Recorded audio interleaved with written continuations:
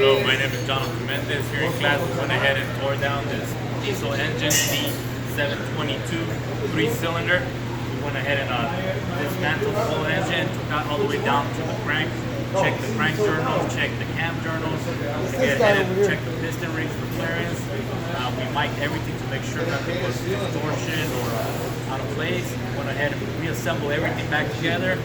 And now we're going to do our test and make sure it starts up and we got enough oil pressure, check for all different conditions, and we make sure everything went back to OEM specifications.